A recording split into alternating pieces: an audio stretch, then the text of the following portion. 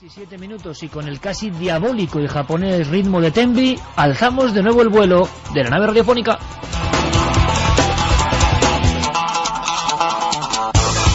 Por cierto que estos sonidos étnicos me recuerdan una experiencia casi mística que tuve ayer. En fin, no es publicidad porque a estas alturas el Circo del Sol... Sí, lo tiene todo vendido, casi todo. Poca publicidad necesita, pero yo tengo que decirlo, de verdad. Siempre me pasa lo mismo. Cuando salgo del Circo del Sol... Me ocurrió en Alicante, viendo uno de los espectáculos que es Barekai.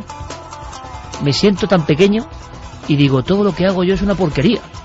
Porque la gente que de verdad tiene mérito está ahí al otro lado. Una gente que hace gala de elementos como esfuerzo, sacrificio, dedicación, entrenamiento, entusiasmo, fe en un proyecto, y solo así se puede alcanzar una meta que para mí, humildemente, es... como un arte en movimiento, es estar muy cerca de lo que debe ser lo profundo del arte, y que en mi opinión, repito, se llama Circo del Sol. Siempre salgo con el mismo shock. Ayer me volvió a ocurrir y vi que estaba todo lleno, como casi siempre. Sí. Y dije, menos mal, hay esperanza.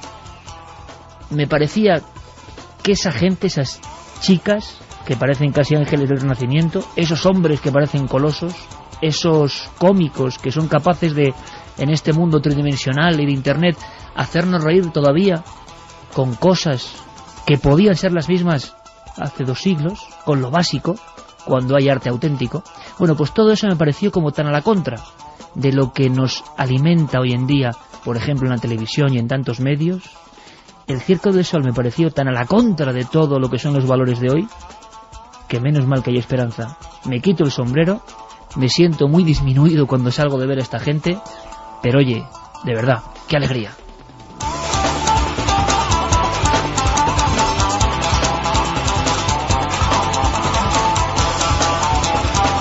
Y quizá tengamos alegría porque ha habido una señal. ¿Ha habido una señal, Carmen?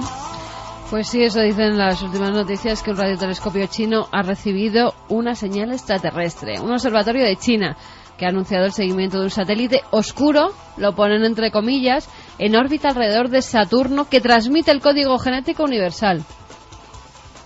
Esas son las últimas noticias, Iker. Bueno, muy extraño, muy Xinhua raro. News Agency en China, la agencia de prensa oficial del gobierno de la República Popular China. Dice algo, Santi. Pues me parece que nos la han colado. ¿De nuevo? Sí.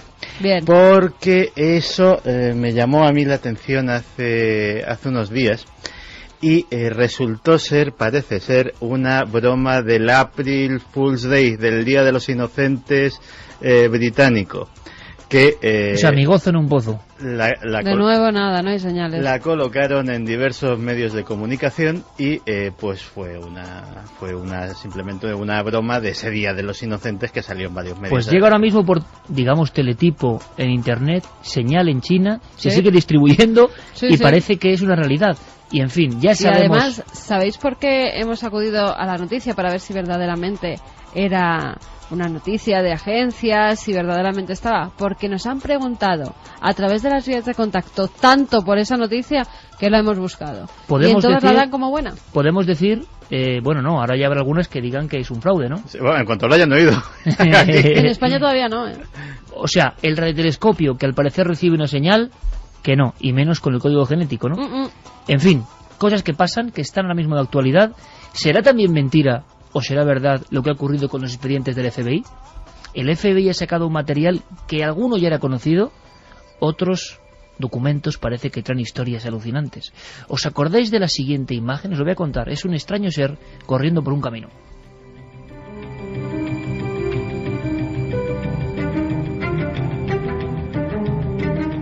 ¿Os acordáis? Una especie de coyote deforme o, no sé, un chacal con sarna y desde luego con el morro completamente desproporcionado. Y va un coche de policía, si no recuerdo mal, filmándolo y siguiéndolo hasta que se desvía y creen que es el mítico chupacabra, porque fue la palabra chupacabra en un principio la que se dijo, no chupacabras, que luego se convirtió en popular. Bueno, el FBI ha sacado información. Estoy viendo ahora mismo, como vamos, lo tengo delante de la cara, aunque no esté aquí, en la memoria, que es un espejo perfecto, un fascículo, El mundo de los ovnis, JJ Benítez, año 80, y era una especie de gran vaca que era absorbida hacia los cielos en mitad de la noche. Era muy impresionante, y un disco de luz arriba, y el titular era Mutilan el ganado. Y de mutilaciones de ganado parece que hablan los informes oficiales. Santi nos va a contar toda la verdad, toda la mentira, porque estamos comprobando. Hoy en día las informaciones que nos llegan pueden tener trampa y cartón. Hay que verlo. Parece que los informes son auténticos, reales. Han descubierto algo de las mutilaciones de ganado. Al mismo tiempo, hace apenas 10-12 días, se hablaba de nuevas teorías para el asunto del famoso chupacabra. Animal o no animal, no lo sabremos nunca quizá, que atacaba a otros, gallinas, cabras, todo tipo de ganado, incluso perros, los absorbía y dejaba sus marcas. A veces también huellas extrañas, como de calcinación. Parece que hay un investigador que ahora dice que todo eso puede surgir de un susto provocado por el cine. Sí, se llama Benjamin Radford, ha publicado un libro en el cual habla del chupacabras y cuenta su historia. Incluso dice que él ha viajado hasta Puerto Rico, en 1995 es donde se producen los primeros casos que hablan de ese ser. Un ser que caminaba sobre 4 patas, que a veces se levantaba, que parecía que tenía una espina o algo picudo en su casi columna como de vertebral, lo dibujaban, unos ¿no? grandes colmillos, y que dejaba a los animales sin gota de sangre cuando los atacaba. Pues bien, dice que la primera en hablar de ese chupacabras era una mujer que se llama Madeleine Tolentino y que incluso pudo hablar con ella. Hemos hablado con este investigador, con Benjamin Radford, y esto es lo que nos ha comentado. Viajé hasta Puerto Rico y pude hablar con gente cuya descripción principal era que la criatura podía tener entre 2 o 3 pies de altura, que se sostenía con 2 patas y que tenía cabeza en forma de alien y ojos de color rojo o negro. Y gracias a la investigación que hice para mi libro, pude dar con el testimonio original, la primera persona que dijo haberlo visto. Se trataba de Madeleine Tolentino, y todo ocurrió en agosto de 1995. Parece ser que vio a este monstruo en la película de ciencia ficción y de terror Especies, de 1995.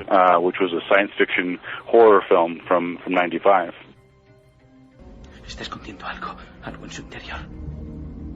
Tiene razón. Esto ocurrió 3 meses después de nacer. Observen con atención. ¿Qué coño es eso? Rebobine la cinta.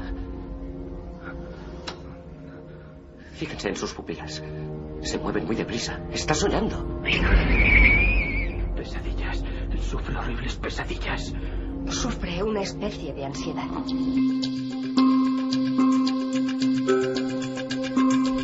3:15 exactamente. Por lo tanto, este investigador cree que el impacto que produce la visión de esa película genera el mito del chupacabras. Claro, cree que esa primera mujer que habla de ese ser, hacía pocos meses que había visto la película Especies, y que tras ver un animal que corría pues cerca de su vivienda y producirse muertes de ganado en la zona, pues relacionó una cosa con otra y le pareció ver un ser como de los que salían en esta película, en Especies. Y ahí surge el arquetipo, el dibujo robot. Claro, la gran pregunta es: ¿y qué pasa con tantas mutilaciones reales de ganado? ¿Qué pasa con los cortes perfectos, al parecer con cauterización, con quemadura? Yo he visto en algunos lugares montones de ovejas en Puente... no era Puente exactamente, era Valle de Tabladillo, en Segovia. Acababa de atacar algo parecido a un lobo, dejaba un solo punzón. En España tuvimos esa especie de recidiva, ¿no?, de la presencia del chupacabras, que venía de un par de años antes. Pero es que antes de todo esto estaban los casos tremendos de mutilaciones de ganado. Esta misma semana, hace apenas 48 horas, ¿qué pasa con el FBI, Santi? Pues el FBI ha puesto en circulación en Internet un nuevo sitio, una nueva página web que se llama The Vault, la bóveda.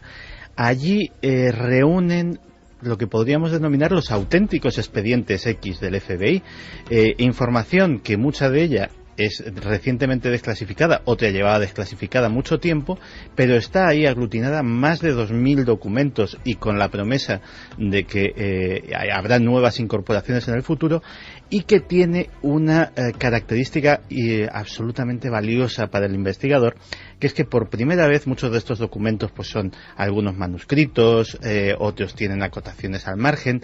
Por primera vez la herramienta de búsqueda que han puesto en esa página web permite buscar dentro de los documentos, aunque no estén escritos en formato digital, aunque sean simplemente digitalizaciones de letra manuscrita, etcétera, etcétera, con lo cual buscar determinados datos o determinados temas es muy fácil. Ahí nos encontramos cosas desde ovnis, se habla del caso Roswell, se habla de documentos como de los seguimientos que le hicieron a personajes como Marilyn Monroe, John Lennon, Elvis Presley. Los grandes clásicos. Efectivamente, se habla del 11S. Hay centenares de documentos referidos a Mohamed Atta, por ejemplo, y sus actividades. ¿Y del chupacabras? Del chupacabras en concreto no, pero de las mutilaciones de ganado sí. Mucho de ese material yo lo tenía ya en mi poder, de hecho alguna vez lo pasé por el plató de Cuarto Milenio, pero el repaso es absolutamente maravilloso, porque esto sí que parece un capítulo de Expediente X, hasta con un protagonista, el agente Kenneth Rommel. El agente Kenneth Rommel es el encargado de visitar entre 1975 y 1979. O sea, un Mulder de verdad. Un Mulder de verdad, un agente del FBI que recorre los estados de Kansas, Nuevo México y Texas en busca de la solución a las mutilaciones de ganado. En 1967 ocurre en Alamosa, Colorado, el primer caso, una yegua llamada Lady, que curiosamente la prensa la llamó Skippy, no se sabe muy bien si es que le sonaba mejor o cómo era la cosa, que aparece desangrada, como muy bien has dicho, con cortes limpios que le cercenan, por ejemplo, todo lo que es la mandíbula, la quijada, eviscerada por completo a través de agujeros minúsculos, más pequeños que lo que correspondería para sacar esas vísceras, y los cortes aparecen limpiamente cauterizados. La criatura aparece sin una sola gota de sangre en su interior, aparece sin tuétano, sin médula espinal dentro de su espina dorsal. Y como curiosidad, esta es de mi cosecha, hace muy poco, hace apenas 2 o 3 años, el esqueleto de Lady / Skippy fue subastado en eBay por $50.000. Hay gente que compra cualquier cosa, y esto, que es historia viva del misterio, lo compra. ¿Y se aporta algo más? ¿El FBI llegó a alguna conclusión que no sabíamos? Muchas. Estamos hablando de 130 documentos. No 130 páginas, 130 documentos. Casos diferentes. Y lo primero, por ejemplo, que llama la atención de este periplo del agente Rommel y sus compañeros es que en Nebraska, en los años 70, encuentran un caso que tiene que ver claramente con prácticas de brujería.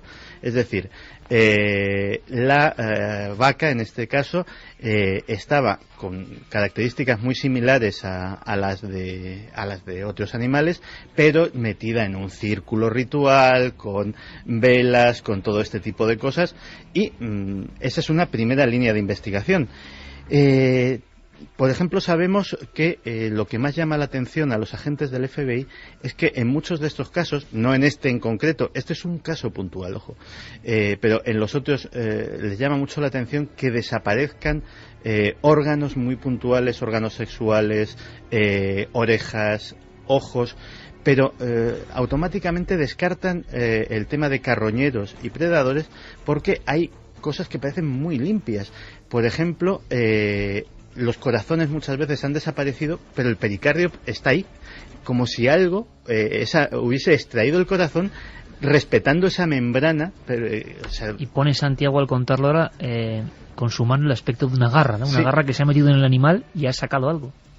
Entonces, bueno, llama mucho la atención, por ejemplo, uno de los documentos en los cuales el FBI muestra preocupación porque, por ejemplo, se pueda tratar de un asesino en serie que se esté entrenando. Es decir, se ha llegado a barajar esa hipótesis. Sí, se ha llegado a barajar esa hipótesis. Es bien conocido, sobre todo en Cuántico, que tienen probablemente el mejor departamento de ciencias del comportamiento criminal de todo el mundo. Pues una de las cosas que se sabe es que normalmente los asesinos en serie empiezan siendo maltratadores de animales, asesinos asesinos de animales, mutiladores de animales, y que cuando eso ya no les satisface es cuando pasan a mayores. Pues el FBI, con esto de las mutilaciones de ganado, baraja perfectamente esa hipótesis. Luego aparece un único sospechoso, o sea, real, que es una secta llamada los Hijos de Satán. Los Hijos de Satán... Y todo esto con el público creyendo sobre todo en platillos volantes, en un principio. Los Hijos de Satán es el único sospechoso que se menciona como tal, es decir, con nombres y apellidos de alguna forma. Es una secta satánica, evidentemente por el nombre, curiosamente formada por exmilitares, gente que ha estado en campaña, en Vietnam, en otros sitios, en Corea incluso, y que son tremendamente violentos y, se les hace sospechosos incluso de estar planeando sacrificios humanos.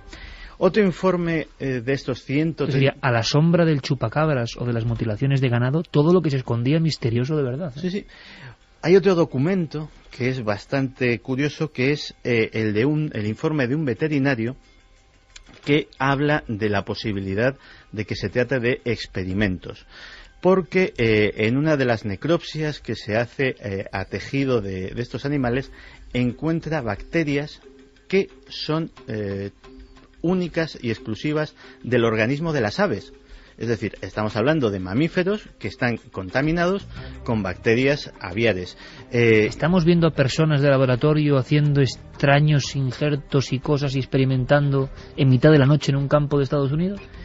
Eso, voy a adelantar la parte del capítulo de conclusiones que saca la gente. Claro, él dice lo que el sentido común dicta.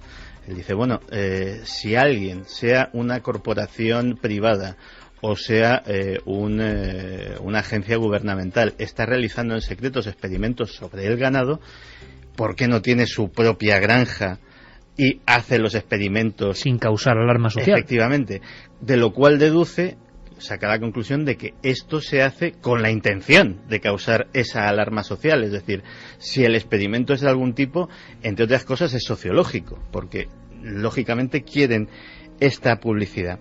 Luego hay otra carta que es de un senador, y esa también es muy curiosa, en la cual es una carta al FBI, y le pregunta al FBI que yo sepa, la mutilación de ganado no es un delito federal. ¿Ustedes qué están haciendo aquí?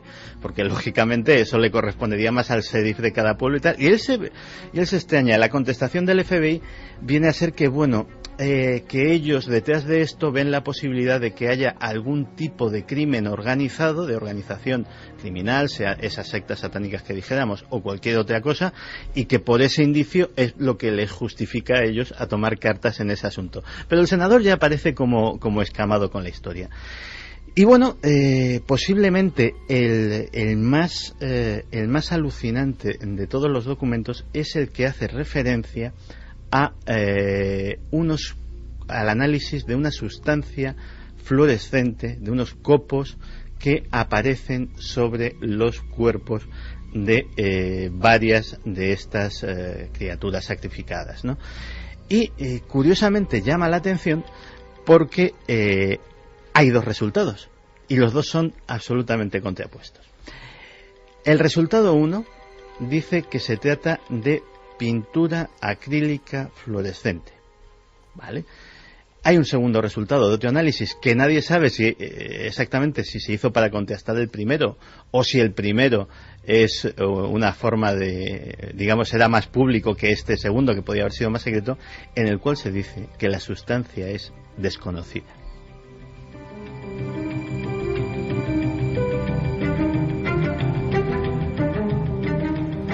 Acaba de ocurrir, informes del FBI, y en Milenio 3 el maestro Santiago Camacho, que ya está, como Wikileaks, anda flojo, hay que decirlo, ¿no? Es decir, que no produce, parece. Se ha desinflado. Sí, exactamente. El globo se ha pinchado un poco por lo que parece. Igual de repente viene un zambombazo tremendo de información.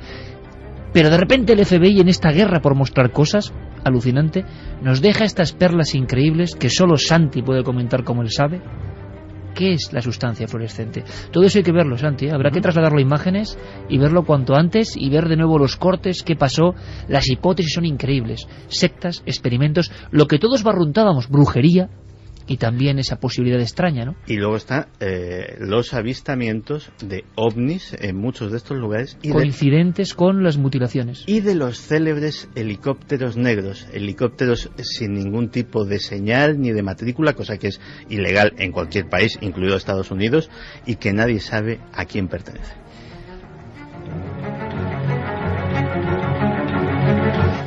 Desde luego las noticias van a dominar esta tercera hora de Milenio 3 porque han pasado muchas cosas. Santi, nos ponemos ya con el dossier de mutilaciones de ganado, que yo creo que es impresionante, uno de los expedientes X. Hemos conocido al mal del Real, que se llama... Se llama Kenneth Rommel. Es muy de amigo tuyo también, pero Kenneth Rommel Jr. Kenneth Rommel Jr. investigando. Esos amigos de Santi que tienen que volver a pasarse por aquí. Por supuesto. A su debido tiempo llegarán los amigos de Santi para, bueno, quitarnos un poco quizá la densidad de la España negra, por ejemplo. Esto hubiera sido una buena noche, sí, es verdad. Pero hay tanta información, cosas. Por ejemplo, ha pasado algo en Estados Unidos, estamos a punto de recibirlo, vendrá Carlos Largo con la última hora, con la crónica de Javier del Pino. Nuestro compañero Fermín Agustí ha hablado con Antonio Piñero, se acaba de descubrir el fragmento de escritura más antiguo de Europa. Yo me pregunto, simplemente por preguntar, bueno, ¿y el del mundo cuál es exactamente el más antiguo? ¿Y que tenga que ver con el misterio cuál es? ¿Y en España cuál es? Antes de todo eso, vámonos a un lugar desconocido, Sao Tomé. Han pasado cosas que también son, sí, de España negra y de miedo.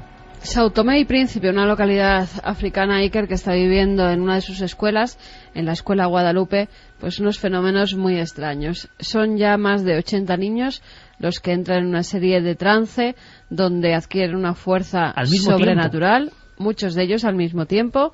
Empezaron los hechos hace casi un año, al principio no se les dio importancia, pero fíjate, en la actualidad siguen ocurriendo estos sucesos. Esos niños, muchos de ellos siguen entrando en trance. La escuela Guadalupe se ha cerrado ya durante 2 o 3 ocasiones, varios días, porque eran incontrolables. Además, los demás alumnos, son casi 800 alumnos en esa escuela, los demás alumnos, claro, se asustaban, intentaban salir por las ventanas viendo en los trances que caían sus compañeros, hasta tal punto que el Ministerio de Educación ha tenido que poner psicólogos y policías para controlar esos fenómenos y a esos niños. Los policías aseguraban que una niña de 12 años era imposible sujetarla por la fuerza que tenía, y eran 4 miembros de la policía. Hemos podido hablar con Abel Veiga. Él es un periodista del periódico Tela Nov, que es el que ha estado pues durante todos estos meses recabando información, hablando con las personas, incluso acudiendo a los rituales que se han realizado en la escuela y que ahora comentaremos. Él nos decía lo que se está viviendo allí y nos hablaba también de un rito ancestral, el de Jambí. Él nos cuenta lo que es.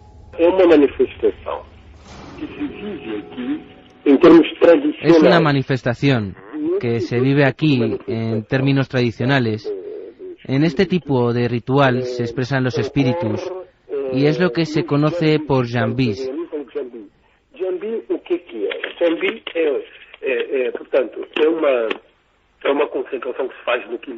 ¿Cómo es el jambí?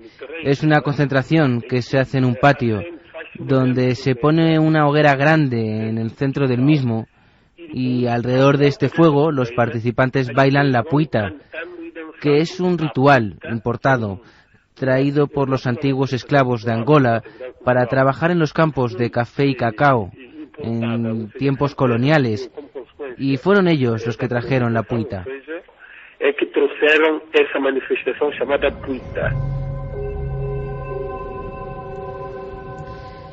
Pues en ese ritual, Iker, hay varias cosas con esas hogueras. Parece que los espíritus acuden allí mientras se hace el ritual, se incorporan en los participantes, eso dicen, que es lo que se conoce como el jambí, y se manifiestan, y normalmente son espíritus de los antiguos esclavos angoleños que murieron precisamente allí. En el corte 3, que si lo tiene Noel Calero nos lo va a poner ahora, este periodista Abel nos dice qué pasa si durante ese ritual esos espíritus entran dentro del cuerpo de los participantes.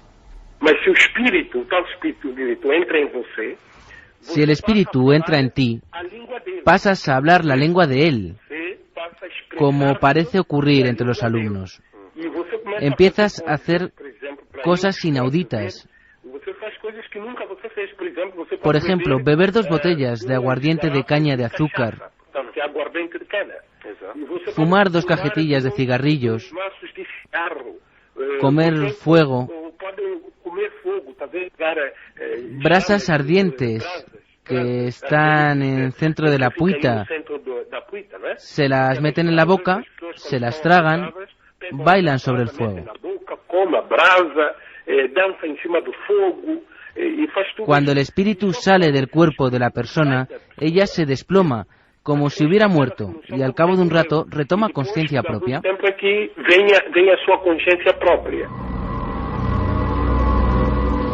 Bueno, los profesores aseguran que dentro del recinto escolar no se ha realizado este ritual, el de Jambi, que es imposible, que ellos tienen controlados en todo momento a los alumnos y que no saben qué es lo que causa pues esos terribles trances en los que caen los en toda niños. Regla en cuanto a lo que sería la cultura afroamericana, ¿no? El típico Africana, caso de posesión, porque hablando lenguas extrañas, con una fuerza descomunal, con una serie de espasmos que asustan a la gente. En fin, los padres ya estaban asustados, no sabían qué hacer y dijeron, y además lo hablaron con los directores y los profesores del colegio, que tal vez lo mejor sería hacer ese ritual de verdad dentro de la escuela para que ese espíritu se manifestara y dijera quién es y así poder combatirlo. Esto era lo que nos relataba Abel. Recurrieron a nuestro método tradicional. Los padres acudieron al método tradicional. Ese método es el ritual llamado Jambi, es decir, la invocación de espíritus, para efectivamente poder dominar el espíritu que está atormentando a los alumnos de la escuela.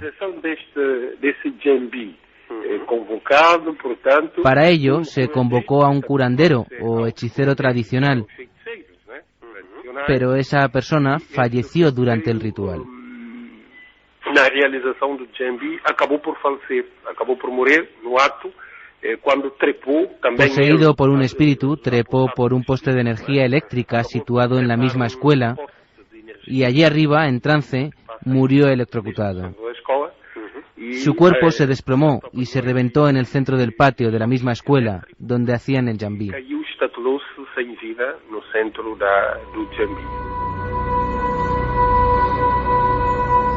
Yo me estoy quedando boquiabierto. Estamos hablando de guerra de invocaciones. Totalmente. En un lugar del África de alguna forma profunda, ¿no? A nivel de terminología. Sao Tomé y Príncipe se llama. El hombre poseído sube hasta arriba del poste, se arroja y se revienta contra el suelo. Se arroja, no, se queda electrocutado. Bueno, claro. Es un poste de electricidad, se electrocuta y claro, del impacto de la electricidad cae directamente al patio y se revienta el cuerpo. Sube como cabalgado por el espíritu. Sí.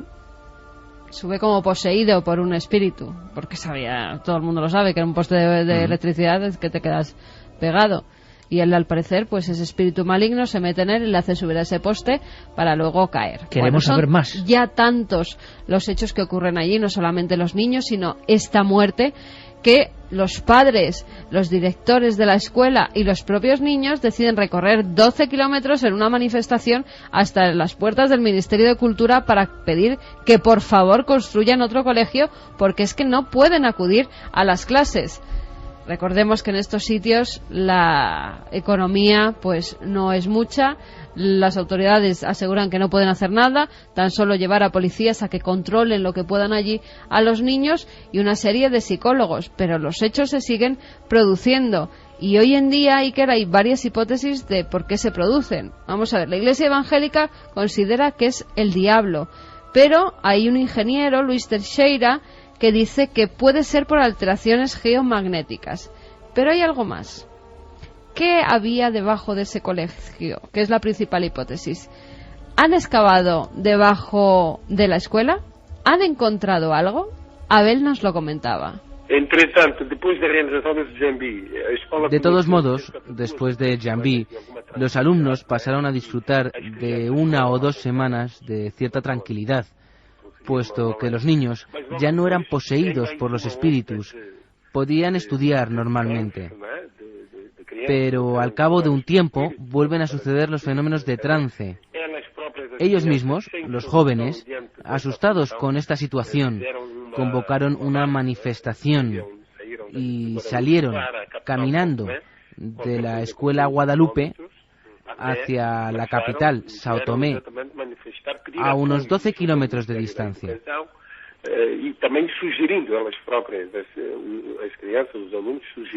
Llegaron delante del edificio del Ministerio de Educación para reivindicar la transferencia a otra escuela, a otro espacio donde pudieran seguir estudiando.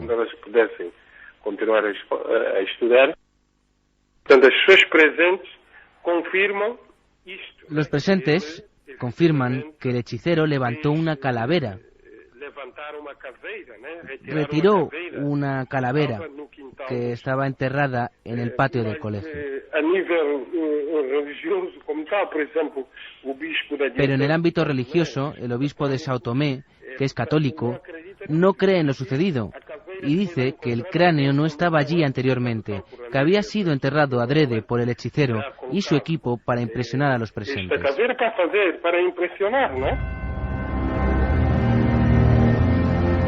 Pues habrá que seguir muy atentos a esta guerra de brujería africana en un colegio. Hay calaveras, hay un cementerio justo debajo, como se especula, no hay un cementerio, son magias que no pueden controlar entre brujos, de verdad hay espíritus que parecen pulular entre las aulas. Lo cierto, Iker, es que los trances se siguen produciendo, que los niños siguen entrando en trance, hablando lenguas extrañas, que muchos de ellos ya no acuden a la escuela por el miedo de los padres a que les ocurra algo. Seguiremos muy atentos a esta información absolutamente exclusiva que además los compañeros de la prensa implicados en el caso nos escribían, ¿verdad? De Telanón, hace un tiempo. Abel Veiga, de ese periódico hay que agradecérselo. Nuestro agradecimiento. Esta información, guerra de brujos, muertos, caídos, reventándose contra el suelo, auténticos cultos antiguos. Entra como una exhalación Carlos Largo. Buenas noches, compañero. Buenas noches, Iker. Porque acaba de pasar algo en Estados Unidos. La actualidad nos lleva y nos trae del África, de este lugar, de São Tomé, hasta a pocos kilómetros de Manhattan.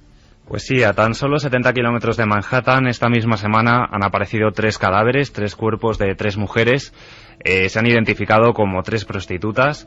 Y bueno, pues parece ser que ya la policía está pensando en un asesino en serie que está dedicando a matar precisamente a este tipo de mujeres. ¿Pero siguen apareciendo cuerpos? Sí, de hecho han aparecido 8 cadáveres en lo que lleva casi prácticamente desde diciembre de 2010, que aparecieron los 4 primeros cuerpos.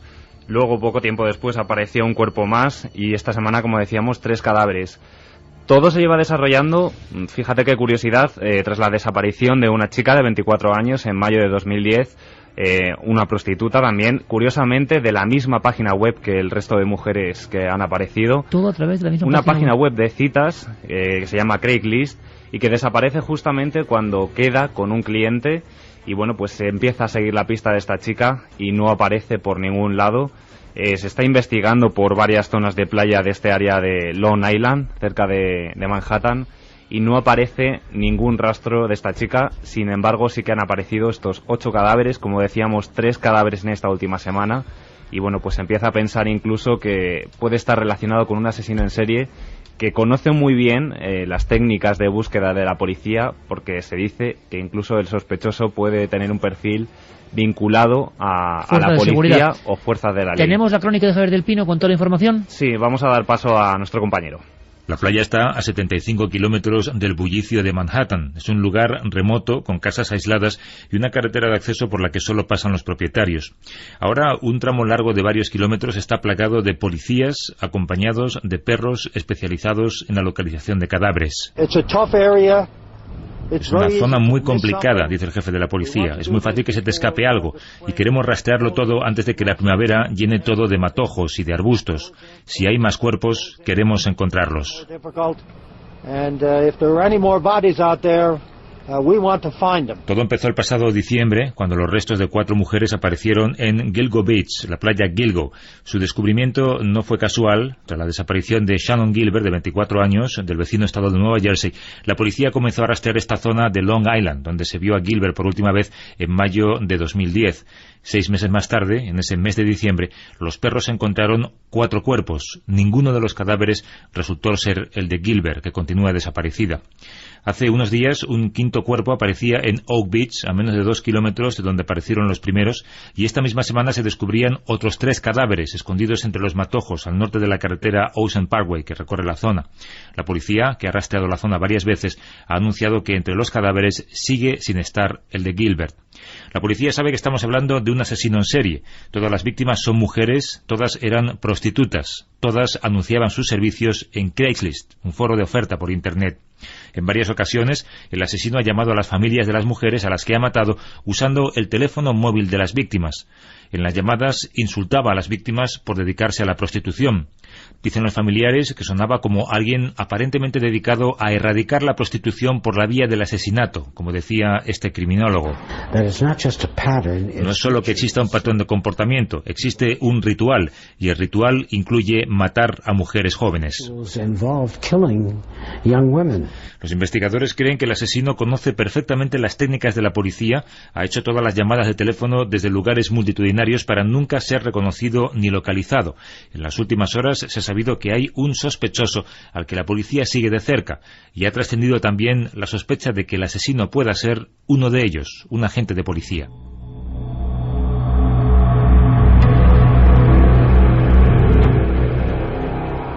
De película. Está pasando ahora mismo, tipo CSI, sospechan incluso de algún tipo de policía que tiene algo en contra de las prostitutas, pero 8 cuerpos de diciembre aquí me parece impresionante, ¿no? No solo eso, sino que también se conocen otros casos anteriores en esta zona de Long Island, que bueno, es una zona muy veraniega, conocida popularmente sobre todo en verano, que luego durante el resto del año se queda un poco más despoblada y quizá, como ahora quizá vamos a comentar, recuerda otros casos, otras historias también en Estados Unidos vinculadas a zonas de pobreza, de gente que está excluida socialmente. Y bueno, pues fíjate, 2 casos en muy pocas líneas. En el año 93 hay un arresto también de otra persona de 34 años, desempleado, que confesó haber matado a 17 mujeres, prostitutas también en esta zona. En la misma zona. Y prostitutas. Y luego en el año 96, otro también empleado postal de 42 años que dijo también haber matado a otras 5 prostitutas. Parece ser una zona maldita y además por este tipo de crímenes. Yo creo que es esa zona que cuando vas a Nueva York en avión va quedando un lateral que ves la playa y ves ¿sabes qué pasa? Que zonas como privadas pero solitarias. Es que es una zona de playa que en invierno no está casi... Un poco fantasmal, ¿no? No está casi habitada, entonces pues es caldo de cultivo para maleantes, prostitutas y también para que esos cuerpos no aparezcan. Entonces, pues es el sitio más fácil para arrojar los cadáveres, aunque fíjate la casualidad de que estén buscando a una chica desaparecida de su cuerpo y encuentren 3 o 4 cuerpos de prostitutas muertas, que ahí es donde empieza la investigación, buscando a una de ellas que al final no la encuentran otros cuerpos. Es raro y sobre todo la prensa está hablando de un asesino en serie, aunque la policía no quiere hablar ya de un personaje así porque tienen mucho miedo, sobre todo en Estados Unidos, a los asesinos en serie. Vamos a hacer una cosa, seguiremos muy atentos con toda esta información, como es normal, la información de actualidad es total. Le voy a pedir a Noel Calero que busque, hay un documento que pone Psicofonía Milenio 3, y es muy curioso porque muchísima gente nos ha remitido información que por favor volvamos a revisar el programa que hicimos sobre el Cristo de Vera, porque en cierto momento todo el mundo o gran parte escuchaba una voz que decía un mensaje, ¿verdad, Carlos? ¿Te ha llegado mucha información de este tipo también? Hemos sido Fermín Agustí y Carlos han recogido ese minuto, hacia el minuto 17 si no me equivoco. Yo estoy hablando con el concejal de Cultura que acude hasta el Cristo decapitado por un rayo hace escasas fechas, en marzo, en Vera, y le pregunto, ¿y cómo está el Cristo? Y el hombre me responde, pues con cierta tristeza, ¿no?, decapitado. Y resulta que muchos oyentes oyeron que se colaba una voz, vamos a intentar identificarla, porque es nuestra obligación, que dice frío. ¿Cómo está el Cristo? Frío. Antes de que él se ponga a hablar. Además se oye muy claramente, se oye con una voz muy suave y soy yo justamente cuando tú preguntas. Bueno, una petición de los oyentes es desde luego algo que nos obliga a investigar. Hemos revisado el programa, hemos acudido al punto, incluso las personas que lo oyeron en directo, como la calidad de sonido es mucho más potente que por internet, lo percibieron al instante. Escuchamos. En mi pregunta hay una voz al parecer que no es la del invitado, que dice frío. Vamos a escuchar. ¿Y cómo está ahora Miguel Ángel el Cristo? Hombre, pues ahora mismo está decapitado. ¿La repetimos, Noel? ¿Y cómo está ahora Miguel Ángel el Cristo? Hombre, pues ahora mismo está decapitado. Claro, es verdad que se oye frío, pero yo no sé si puede ser algún sonido inconsciente, o de la ropa, o del roce, o respiración del propio invitado. Yo creo que cuando coge la respiración de frío, o como al absorber para coger Puede aire y que sale esa... Es clarísimo, pero yo no sé si es paridolia auditiva de alguna forma, ¿no? Santi, sí. Carlos, ¿qué opináis? No, desde luego el sonido está, es evidente, y el origen, sí, podría ser perfectamente el propio invitado, como muy bien ha dicho Carmela, al aspirar aire, que hiciera un sonido algo así como... Exacto, pero es un poco... Sí, además no ocurre en ninguna otra parte de la entrevista, eso es verdad. No, eso es cierto, pero sí que estoy también con Carmen y con Santi, que creo que es además justo al inicio de la conversación cuando empieza a coger el aire y se produce. Lo extraño es que se escucha perfectamente. Claro, y los oyentes, siempre tan atentos al programa, dijeron, es que además de entrar dentro del contexto, ¿no? Frío. ¿Cómo está el Cristo? Frío. Un Cristo que había sido decapitado por el rayo. Volvemos a escuchar, Noel, para quitar cualquier tipo de duda. Ahí está la supuesta psicofonía, creemos que es esto, esta es nuestra hipótesis. Si escucháis otra cosa o tenéis otra, pues estamos deseosos de recibirla. Ocurrió hace un par de semanas en este programa. ¿Y cómo está ahora Miguel Ángel el Cristo? Hombre, pues ahora mismo está decapitado. No sé. Ahora ya me parece otra cosa. Sí. ¿Qué te parece? Ahora ya no me parece lo de la aspiración ni mucho menos, pero... Pues mira, que nos escriban y nos digan y nos cuenten. Pero sí que es verdad que... Repítela. ¿Otra vez? Sí. Venga, Noel. ¿Y cómo está ahora Miguel Ángel el Cristo? Hombre, pues ahora mismo está... Primero que hay una cosa que acabo de detectar, que es que justo en el corte antes hay como un trozo de esa voz más. ¿Lo habéis escuchado? No. Justo cuando se empieza... ¿Verdad? Una especie de... Sí. Igual tendremos que extraer más parte, no tan corta, pero yo me he dado cuenta, igual Noel también se ha dado cuenta, que justo al principio del corte, ese sonido o voz parece que está cortado, que dice algo ya antes. O sea, que no solo el frío aparece ahí, la voz frío, sino que justo al empezar el sonido, en cuanto lo ponga nuestro compañero, es como si hubiese un ramal, un retal todavía de ese sonido. Escuchamos. ¿Y cómo está ahora Miguel Ángel el Cristo? Hombre, pues ahora mismo está decapitado. O sea, como si eso fuese otra frase. Vamos a revisarlo, sí, ¿vale? Vamos a revisarlo bien. Si tenéis una opinión, nos la comentáis. Yo creía que podía ser yo, porque muchas veces te digo que quites el aire acondicionado, que tengo frío, pero es que en este caso no es mi voz y no te voy a interrumpir cuando estáis hablando. Y está muy por encima de la voz del invitado. Y tiene un sentido. A ver si nos podéis ayudar. Pensábamos incluso en un roce de la ropa, pero no parece. No es la primera vez que hay sonidos extraños ni en este programa, que no ha sido muy pródigo en eso, pero sí en otros programas célebres. Juan Antonio Cebrián en su día tuvo una impresionante con Germán de Argumosa, que decía, qué alumno, que yo creo que es de las mejores que se han escuchado en la historia de la radio. Pero ha habido muchos programas de misterio, claro, llevamos 10 años, 800 y pico programas. Alguna vez tiene que pasar. Y esta ha llamado la atención, que es lo que me gusta de todos los oyentes. Seguimos la investigación. Si la semana que viene tenemos más datos, los damos. Muy de España Negra, por cierto, esto también. ¿Qué ha pasado esta semana? Bueno, ¿qué ha pasado tal día como hoy a lo largo del resto de la semana de la historia? Efemérides. ¿Qué ha ocurrido? Pues fíjate, Carlos Largo, yo no sé si casualidad o no, creo que también recupera historias que tienen que ver con esa densidad del misterio profundo español. Efemérides.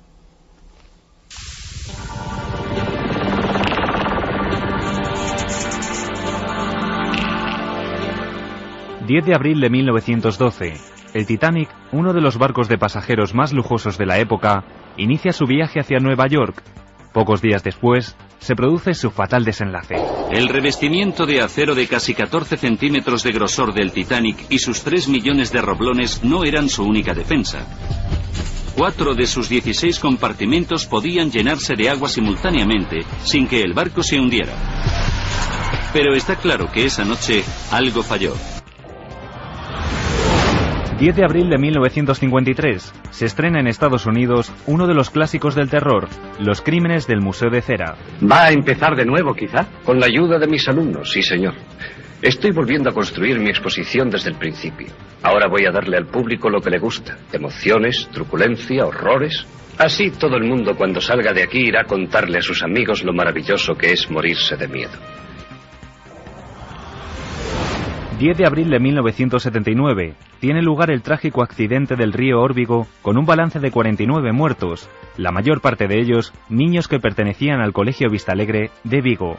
Eso fue catastrófico, una cosa horrorosa que jamás se ha podido ver. Que yo precisamente he sido uno de los que más pronto les ha visto. Le he visto a los 2 minutos o 3 minutos de caer el autocar.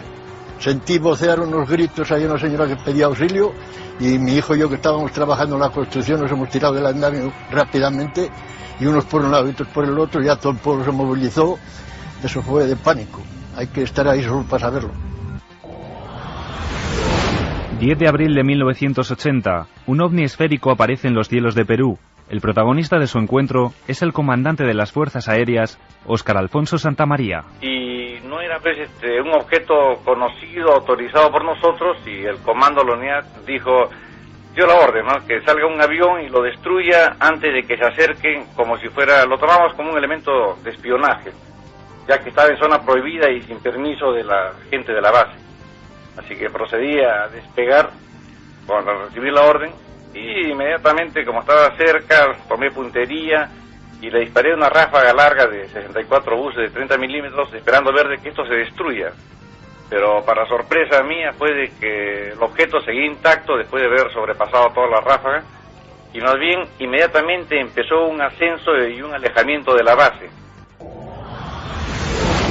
10 de abril de 2010. La efeméride de Milenio 3. La nave del misterio se trasladaba hasta Turín con motivo de la exposición de uno de los grandes enigmas de nuestra sociedad, la Sábana Santa. 1:16. Estamos aquí en Turín desde el hotel Golden Palace con un sinfín de cables, de micrófonos, de instalación. Milagroso que ahora mismo estemos hablando a todos vosotros y de verdad son días de emociones que se pueden comprobar prácticamente en ese primer corte. Hemos asistido a algo importante, una reliquia difícil de describir, una reliquia que sigue impresionando, y estamos aquí en esta habitación dominando la ciudad de Turín, donde se ha expuesto la Sábana Santa, que supuestamente hasta el año 2025 no iba a poder ser vista, y nosotros hemos tenido esa oportunidad. Y tanto que fue milagroso emitir desde Turín. No lo sabéis bien, es parte de la historia secreta de este programa. La peor noche de Santiago Camacho aquí en el estudio. Preparado como equipo de emergencia a salir a las ondas. Y al final todo salió bien porque los técnicos de la SER son así. Y fue un milagro que se convirtió en ondas y en misterio. Terminamos con mensajes. Pues vamos a dar la enhorabuena. Vamos a empezar por Clemencio, que nos decía que le gustaría que le diéramos la bienvenida a un nuevo milenario, que tiene una semana de vida y se llama Alejandro, de San Juan del Puerto, en Huelva. Pues nuevo milenario. Clemencio y Alejandro, nuestra bendición milenaria. Marco Antonio Colunga Mora, que nos escribe desde México, que a ver cuándo vamos, pues muchas ganas tenemos. Sí. Su niña, que acaba de nacer, ha nacido en el día de hoy, nos decía, y nos está escuchando él en el programa. Se llama Fait Drisdel Ximena. Pues mira. Y que significaría mucho para él y para su familia que le diéramos un saludo y una especial bienvenida, que comienza hoy una nueva vida, una nueva historia. Al mayor de los enigmas, que es vivir. Y un poquito de música, fíjate, de Rainman, que es música positiva para nosotros, nos llena de fuerza para que la vida te sea muy grata. Y para toda la gente que cumple años también, pues un saludo, un beso milenario, como Sergio en Bilbao. Pues para todos los que cumpláis años, que eso es una alegría. Vamos también con más alegrías. Tras la huella del crimen, 50 años de misterio y casos sin resolver. Los ganadores. Sergio, que nos decía, España sigue siendo negra. La única diferencia que existe entre este país desconocido que a veces poblaban los periódicos y el de ahora es el desarrollo tecnológico. Las historias siguen siendo las mismas. Hola, el caso de la bóveda me recuerda a lo sucedido en mi ciudad en los 50. En una tumba de una mujer enterraron el cuerpo de un niño maltratado. Pero se refiere a la bóveda del FBI o a la bóveda de la niña de Cádiz. A la bóveda de la niña de Cádiz. Ha habido dos bóvedas importantes esta noche. No se resolvió nunca, nos decía María. Y el último es para Víctor, que nos decía que estuvo buscando el cuerpo de la chica de Maigmont con la moto. Lo pidió la Guardia Civil. Justo no subí la colina donde la encontraron porque la moto se paró a mitad de la cuesta. Bueno, vaya escena, ¿eh? No tenías que ser tú, Víctor, quien la encontrara. Vámonos con un poquito de alegría, Noel. Venga, vámonos con un poquito de alegría. Uno de nuestros himnos milenarios por excelencia, y se lo dedicamos a toda esa gente que está pasando un mal momento. Estamos viendo momentos muy apretados en general en el país, muy apretados. Sí, a ver si salimos ya de esta. Sí, hay mucha gente que lo pasa mal y la radio es compañía. Y yo creo que debemos mandarle esa fuerza a tanta gente que nos sigue, que está con nosotros. Yo me he quedado muy impresionado con cómo está creciendo, por ejemplo, el nivel de audición por internet en otras partes del mundo. Esto es increíble, todo nuestro apoyo. Y Santi, ¿tú vas a ir a ver el Circo del Sol o no? Claro, no me lo voy a perder. Porque de verdad, me parezco, me van a decir, oye, te dan algo a ti. No, yo solo tengo la pulsera, mi pulsera de Barekai. Y claro, ayer me di cuenta, iba yo con mi padre, no íbamos todos juntos, pero mi padre lleva buscando una pulsera, porque a mí me da suerte. Y resulta que ya no existe, no es muy difícil. Entonces se va a convertir en un objeto de culto. No, solo la hace para algunos espectáculos como Barekai. Para otros, como Corteo, que es el que ahora se está realizando en Madrid, pues hay otras cosas. Pero justo las pulseras tuyas de la suerte, pues no las pues tienen. Fíjate, así que cuídala y no la pierdas, que ya has perdido una. He perdido varias. Por eso. Mañana nuestra nave se convierte en televisión, como cada domingo, y os contaremos muchas historias, algunas apasionantes, yo creo que todas. Una que tiene que ver con lo de hoy, en Estados Unidos, la historia de Torso, que realmente es para poner los pelos de punta, pero siempre con investigación, con información, con búsqueda, con curiosidad. Alternativa 3 era un episodio más, un capítulo de una serie de mucho prestigio en Inglaterra que se llamaba Informe Científico. Medianoche. Que ya las pantallas de televisión están reflejando un punto luminoso. Las psicofonías son grabaciones paranormales en cinta magnetofónica. Los archivos aproximadamente 3.000 casos de encuentros con los humanoides. Esta noche, mágica, La Cruz del Diablo, de Gustavo Adolfo Bécquer. Que el metal se está fundiendo y dice que pronto se convertirá en algo así como plástico. Concretamente esta cuchara que tengo en la mano es nueva totalmente. El túnel del... Mi madre llevó a Carl a la biblioteca pública de Nueva York porque él quería aprender lo que eran las estrellas. Debía tener 7 u 8 años cuando se acercó a una bibliotecaria y le preguntó si le podía encontrar un libro sobre estrellas. Ella le dijo: claro, hijo, un minuto, ahora vengo. Y apareció con un libro sobre Clark Gable, Greta Garbo, estrellas de Hollywood. ¿Ha adivinado, Carmen, alguien? Pues sí, Daniel, por ejemplo, y Jaime también nos decían, impresionante locución, encima con la música de Cosmos me ha puesto los pelos de punta. Desde Valencia, Juan Carlos daba el nombre, Carl Sagan.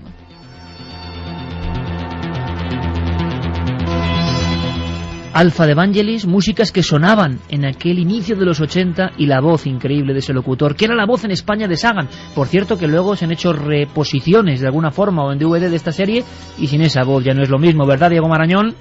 Que buenas noches, vaya sorpresa. No te lo esperabas, ¿eh? No me lo habías dicho, que callado tenía. José María del Río, Sagan, un punto azul pálido en mitad de la nada, que es la demostración de lo poco que somos y lo que él quiere decir. Este tipo, asombroso, con luces y sombras como todo el mundo, pero que era un niño con una inquietud especial. Ya lo hemos visto desde el principio, ¿eh? Sí, José María Carrascal lo definía en 1980 en sus crónicas para ABC como, bueno, en 3 líneas decía: profesor en la Universidad de Cornell, 45 años, 2 hijos, 2 divorcios, premio Pulitzer, 4 libros en su haber que han sido otros 4 superventas, y la revista Time acaba de dedicarle su portada, el titular: The Showman of Science, el showman de la ciencia. Un hombre con cuello vuelto, con chaqueta de pana, con sonrisa franca, a través de una nave interespacial que de repente populariza términos que parecen lejanísimos al común de los mortales. Estamos hablando de Cosmos, pero antes de Cosmos hay algo, que es su paso por las universidades. Y un detalle muy interesante, parece que en Harvard, en la mítica Harvard, era un incomprendido, Diego. Sí, el papel público que adoptó Carl Sagan durante su carrera en televisión le valió entre sus compañeros, entre sus colegas, el calificativo un tanto peyorativo de divulgador más que otra cosa. Ellos no veían con muy buenos ojos ese afán de popularidad que parecía tener, pero eso sí, todos ellos reconocían que todo aquello cuanto contaba Carl Sagan en televisión, a pesar del lenguaje quizá demasiado lírico o épico para ellos, llegaba al público, todo era real y todo quedaba meridianamente claro. Vamos a conocer, vamos a ver si tantos amigos y amigas se les ha puesto la carne de gallina, ¿no? Cuando han escuchado a José María del Río y han escuchado a Sagan vivo, porque Sagan falleció, luego lo contaremos, se han vuelto a sentir esa conexión con el icono, ¿no? Que se siente cuando uno escucha pues a Félix de la Fuente, a Fernando Jiménez del Oso, a tantos que hicieron tanto, y que cuando ha pasado el tiempo es cuando vemos que renace en nosotros una especie de extraña comunión con ellos. Bueno, pues Harvard fue un lugar donde era un bicho raro. ¿Por qué? Porque él quería contar las cosas de forma apasionada. Tuvo mucho éxito como profesor, pero tenía claras las diferencias. Le interesaba más la comunicación pública, la popularización. E irónicamente, en el entorno de Harvard pudo ocurrir que este interés en popularizar la ciencia fuera perjudicial para su carrera. En cambio, en Cornell siempre se investigaban temas insólitos, avanzados y especulativos, que eran exactamente los que a él le interesaban. Vemos a un hombre que tiene pasión desde niño por las estrellas, que es incomprendido en Harvard a pesar de su gran inteligencia, de su conocimiento, y que acude a Cornell donde parece que todo va más avanzado, que no hay tanto miedo. Vamos a escuchar la introducción a la gran serie Cosmos. Y ahora Diego nos va a contar qué supuso. Yo creo que en el mundo y también en España era algo sensacional. Yo creo que la mayoría de niños españoles vimos el espacio por vez primera acompañados por esta voz.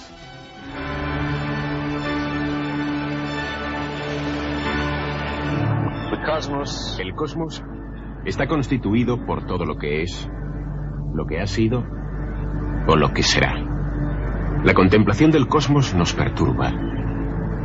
Sentimos un hormigueo en la espina dorsal, un nudo en la garganta, una vaga sensación, como si fuera un recuerdo lejano, de que nos precipitamos en el vacío.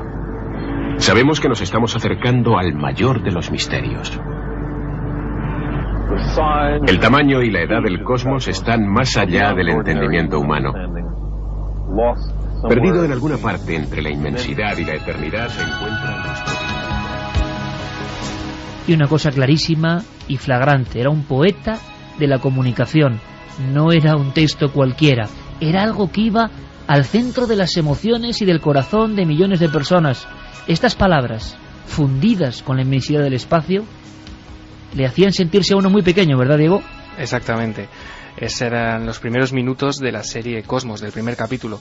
Cosmos se rodó en los años 78 y 79, se estrenó en 1980 en Estados Unidos, se ha emitido en 60 países, ha sido vista por más de 500 millones de personas, con un presupuesto por aquel entonces bastante considerable, de casi 8 millones y medio de dólares, hablamos de hace más de 30 años, inspirada en unos documentales que se habían emitido previamente en la BBC. Fue una coproducción de los Estados Unidos, Reino Unido y lo que era entonces la República Federal de Alemania. En España llegó a Televisión Española justo después del telediario, el jueves 15 de julio de 1982. Compartía parrilla con series como Ramón y Cajal y, como hemos dicho, la voz en castellano era la de José María del Río. Hay un dato curioso, Iker, y es que en los estudios de doblaje, donde se dobló Cosmos, se cuenta que nunca se habían encontrado con una producción de tal calidad, de estas características, y que hicieron algo que no se solía hacer en otras producciones, que es contar con un asesor técnico que ayudase al traductor de la serie.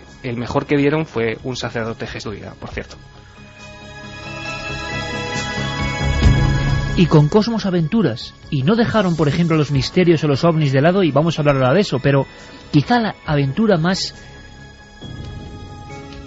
llena de locura, la aventura más digna de un Cristóbal Colón, fue la de mandar un disco de oro a las estrellas. Un disco de oro con un mensaje para los extraterrestres. Sí, señor. Sagan concibió la idea de enviar eso, lo que tú acabas de decir, un mensaje inalterable de alguna manera al espacio exterior, que solo pudiera ser entendido por una eventual o posible civilización extraterrestre.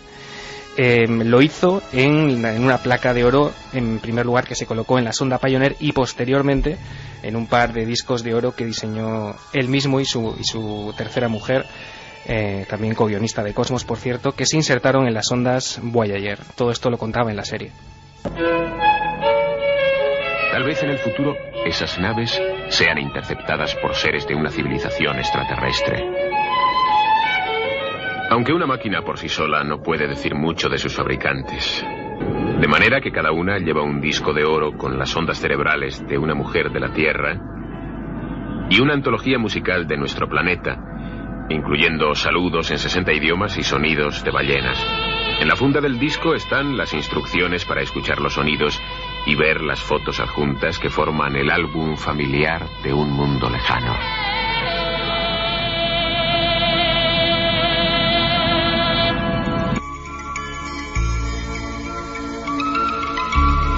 Como no podía ser de otra forma, el fondo de Vangelis, que nos acompaña, como siempre ha acompañado las palabras de Sagan. Gracias a él, gracias a esa nave, a una nave muy anterior, la nave del misterio, desde luego, a través de un gran ventanal se veían mundos solo antes imaginados, ni siquiera esbozados. Y se veían instalaciones de la Tierra maravillosas, dignas de la ciencia ficción. ¿Alguien ha podido olvidar esas antenas inmensas en mitad de Puerto Rico, como grandes oídos abiertos a la inmensidad, y a través de las cuales se esperaba recibir el mensaje de otros mundos?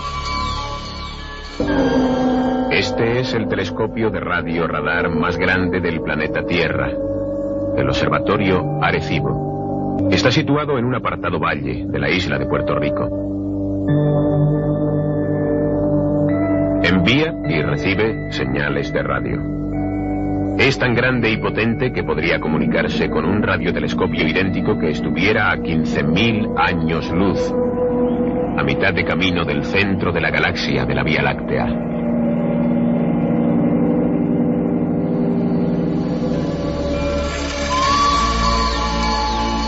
Lo curioso de Sagan, y quizá el secreto de su éxito, aparte de la pasión y de querer ser lo que era, es que conjuntaba perfectamente las palabras, el ritmo de lo científico y lo divulgativo, acudiendo al heroico y, cuidado, no quedándose en lo tecnológico.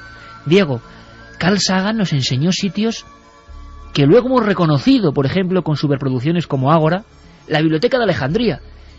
Sí, este señor. hombre rediseñó la Biblioteca de Alejandría con ordenadores, con escenarios, como un lugar de conocimiento, y de pronto en mitad de Cosmos, en mitad del espacio, aparecían las culturas más remotas.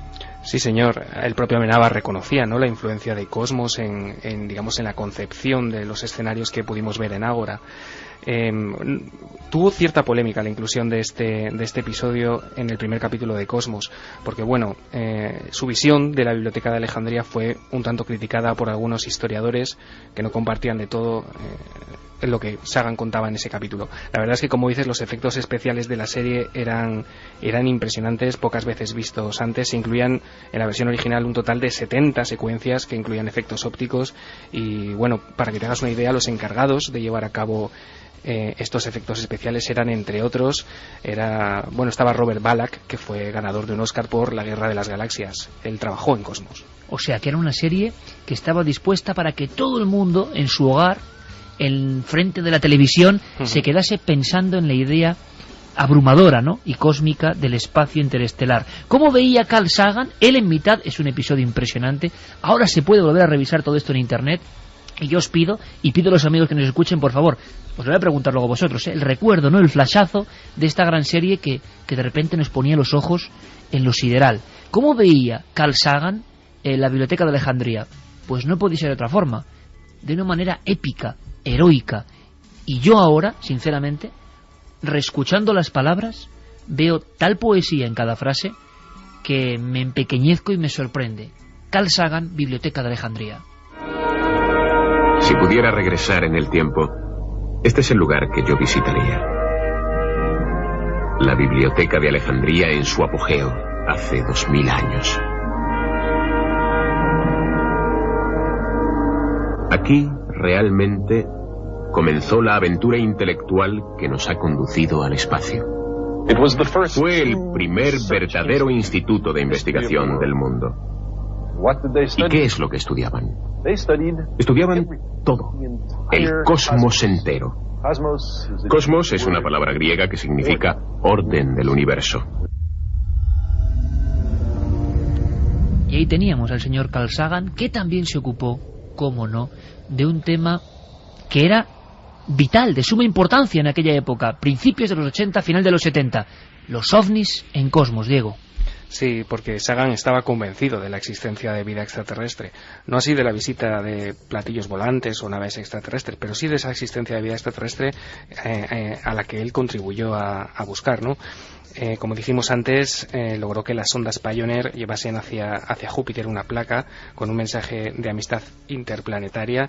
Y bueno, Sagan siempre utilizó, digamos, misterios clásicos, ¿no? Hablaba de astrología, siempre con un punto bastante crítico. Hablaba de astrología, hablaba del suceso de Tunguska y habló en el episodio número 12 de la abducción del matrimonio Hill. Ni más ni menos, la primera gran abducción, esa pareja, un hombre negro, una mujer blanca, causa un efecto tremendo, digamos, el testimonio de estas personas que han sido pues llevadas mediante secuestro a una nave de origen desconocido, según siempre su declaración, y dentro observan una especie de mapa estelar y también unos seres terribles. Da la vuelta al mundo este caso, y Carl Sagan lo contaba así. Lo que ocurre es que igual también hay historias más o menos secretas que quiero que Javier nos desvele en torno a esa relación entre el gran científico, el astrónomo estrella, y los ovnis.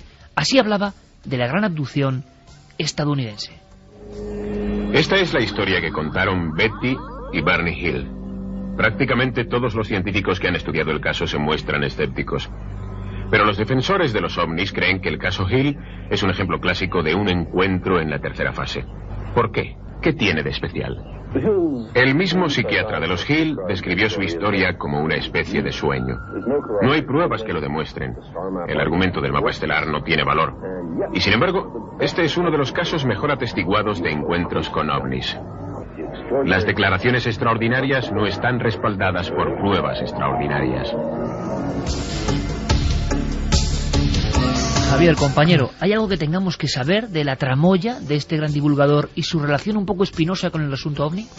Bueno, quizá conviene saber que muchos años antes de que Carl Sagan escribiera los guiones de esta magnífica serie de Cosmos, que se estrena en 1977, él ya estaba interesado e implicado en estas cuestiones. Conoció, por ejemplo, y fue amigo a partir del año 64-65 de Jacques Vallée, uno de los grandes astrofísicos y también de los científicos que se han ocupado en un momento u otro con intensidad del tema ovni. Y en 1969 él coordinó una serie de conferencias dentro de la Asociación Americana para el Avance de la Ciencia sobre el tema ovni, a la que asistieron, entre otros, Joseph Allen Hynek, que es un poco el padre de la ufología moderna, asesor del proyecto Libro Azul de la Fuerza Aérea de los Estados Unidos para investigar las apariciones de objetos no identificados en territorio americano, o por ejemplo James McDonald, que fue profesor en el Instituto de Física Atmosférica de la Universidad de Arizona en Tucson y uno de los grandes defensores de esta cuestión de los ovnis y de la realidad del fenómeno ovni. En aquellas reuniones hubo pros y contras. Sagan intentó estar un poco en el justo fiel de la balanza y finalmente recopiló todo aquel mare magnum, digamos, de conclusiones y de aspectos científicos sobre la problemática de los no identificados en un libro que yo le tengo especial aprecio y que guardo desde hace muchos años en mi biblioteca personal, que no está traducido al español y que se titula Los ovnis, un debate científico. Sagan hizo un libro sobre ovnis. Sí, él fue el que juntó todas aquellas conferencias y le hizo un prólogo y comentarios a lo largo de toda la obra y lo publicó en 1972, es decir, estamos hablando de 5 años antes de que él se hiciera mundialmente famoso con su serie. Sagan hizo muchísimas cosas, Diego, pero tenía la esperanza de encontrar un mundo para salvar de la autodestrucción al planeta Tierra. Da la sensación en su serie, en sus escritos, de que la tecnología humana, el aprovechamiento desmesurado de los recursos, nos estaban llevando a una espiral sin salida, y que quizá, y esto sí que es, no sé si profético, pero desde luego impresionante, muchos mundos muertos del sistema solar y del espacio, muchos mundos muertos, eran el reflejo, el calco de alguna forma, de humanidades que habían tenido cierta tecnología y que solo habían alcanzado la autodestrucción. Ese final un tanto tremendo en uno de los últimos capítulos de la serie hace reflexionar al escucharlo 30 años después, ¿eh? Sí, Carl Sagan además estaba especialmente involucrado en la lucha contra, las armas nucleares, ¿no? Hasta el punto de que entre 1986 y 1987 fue arrestado en 2 ocasiones cuando intentaba trepar una valla de un campo de pruebas para bombas atómicas. ¿Sagan arrestado? En Nevada, sí, en 2 ocasiones, entre los años 86 y 87 en Estados Unidos. Lo que estaba haciendo era protestar contra la carrera nuclear entre Estados Unidos y la Unión Soviética, y desde luego que ese peligro nuclear, esa inquietud, quedaba también patente en el último capítulo de Cosmos. Fue uno de los que acuñó, de hecho, el término invierno nuclear, sí, y el que nos hizo temer las consecuencias de un posible enfrentamiento entre las dos superpotencias. O sea, también fue adelantado en ese aspecto. Absolutamente, y en otros muchos aspectos. Por ejemplo, el tema del cambio climático, que ahora está muy de moda y que todo el mundo utiliza esa terminología.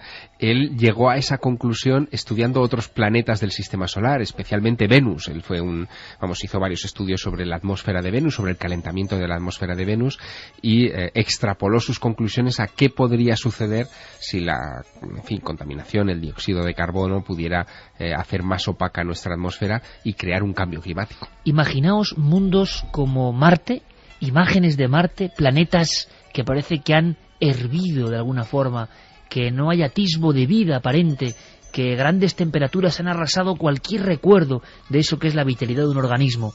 Y Sagan, sobre esas imágenes, estamos hablando del año 80, 82 en España, con el impacto que esto producía, con esta voz de Del Río, hablaba de, claro, yo repito, esa especie de poesía, una poesía, en este caso, con cierta esperanza, pero también apocalíptica, con imágenes del cosmos en mitad de la negrura, con imágenes de los planetas flotando, todo adquiría, no sé, algo, una especie de pátina que se nos colaba dentro, a chicos y a mayores. Comprobadlo, cerrad los ojos si es posible. La nave viajaba y en esos mundos muertos se componía la siguiente sinfonía de palabras. En un sueño que tuve una vez, me imaginé a mí mismo buscando otras civilizaciones en el cosmos. Entre 100.000 millones de galaxias y miles de millones de estrellas, la vida y la inteligencia han tenido que surgir en muchos mundos. Muchos mundos son estériles y desolados. En ellos, la vida nunca apareció, o quizá fue extinguida por alguna catástrofe cósmica. Puede que existan mundos llenos de vida, pero que todavía no han evolucionado hasta la inteligencia y la alta tecnología. Es probable que haya civilizaciones que alcancen tecnología y que la usen rápidamente para autodestruirse. Y quizá también existan seres que aprenden a vivir con su tecnología y consigo mismos, seres que perduran y se convierten en ciudadanos del cosmos.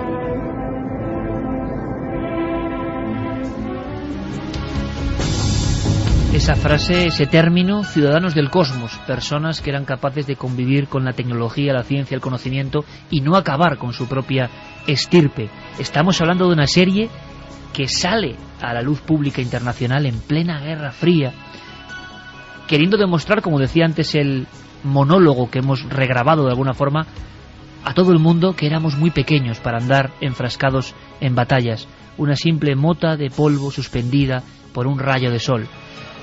Recuerdos de Cosmos, y que sean muy fugaces, casi como una estampa. Santi, Javier, Carmen, yo no sé si por año recuerdas Cosmos en su emisión, tú eras muy pequeña, yo creo. Santi. A mí me cambió la vida. Así. Uf, pues qué fuerte, sí.